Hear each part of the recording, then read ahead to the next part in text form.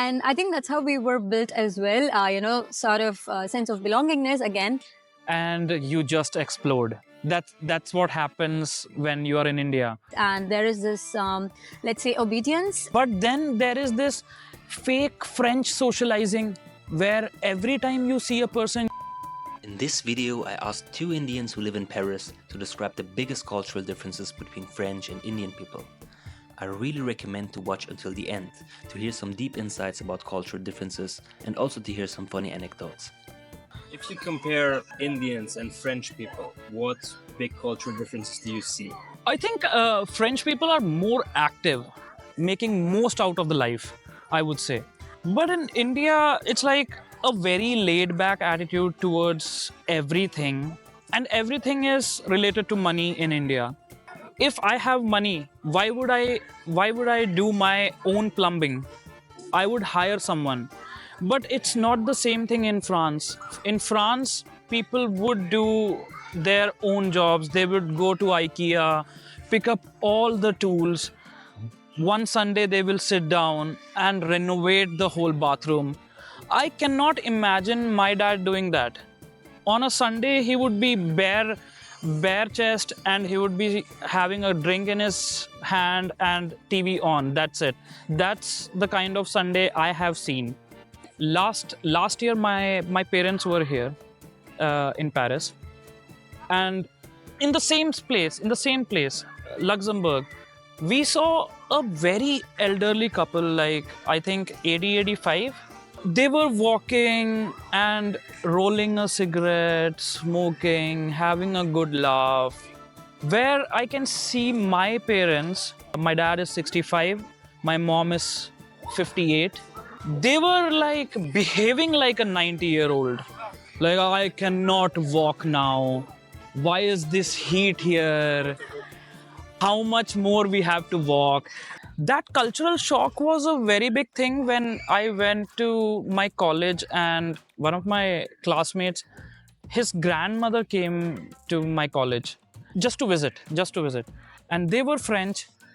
And she had a very big bag full of, I don't know, probably groceries or something.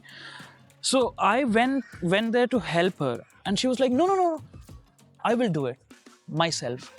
And I was like, seriously, you can do it? And she was literally struggling with that thing. But she didn't want my help at all. But in India, I don't think, I have never seen my grandmom lift a single piece of paper after 70 or 75.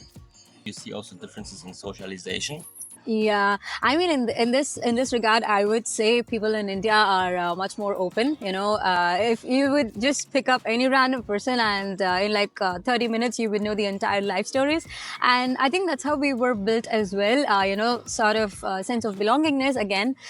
People respect each other a lot, and there is this, let's say, obedience in terms. When we see elderly people, or maybe when we see someone in the hierarchy, we would call them with respect. We have our own terms, and we celebrate a lot back home. Like on any given day, you would see people dancing, or maybe the house is decorated, or there's a good food, or every month there is one or the other festival.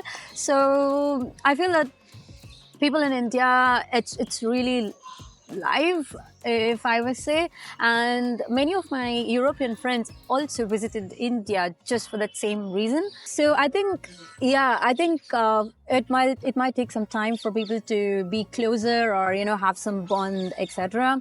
And here I think everyone minds their own business. They have their own, I don't know what's the term for that, but people just love themselves so much. They love to take care of themselves so much, and they don't mind being alone. They don't mind staying at some particular spot for so long. I think many people have loved the pandemic period because they didn't. But yeah.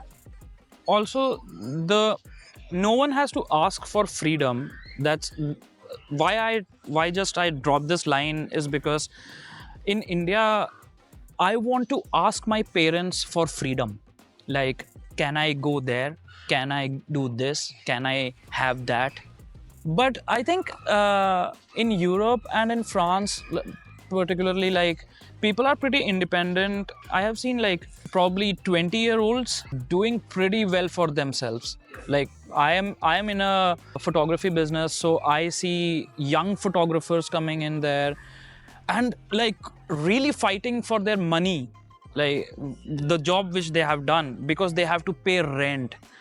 Those things getting into their head at the age of 20 is very good. It's very like, by the time they are in my age, they are already very independent. I would say I am partially independent. I would ask money to my dad whenever I feel like, if he's in a good mood, I'll ask for money. I will go and ask for money. But these people have that pride of like, I earned this. I would want my children to live here and kick them out as soon as they are 18 and get that pleasure. As far as socializing is concerned, I don't think people are that social here. In France, people are not that social. I don't know who lives next door. Seriously, I don't know who lives next door. But in the same time, I have never lived in the house where my parents are currently living. But everyone in that particular society or apartment knows who Alan is. They know what Alan is doing, where Alan is living. They know everything about me because of my parents. And that is the social construct of the community which is going on there. Here, I don't know who is next door, what is his name, what is going on in his life. I'm not concerned at all. But then there is this fake French socializing where every time you see a person, you have to say bonjour or bonsoir or merci. I don't want to say. I don't want to do that.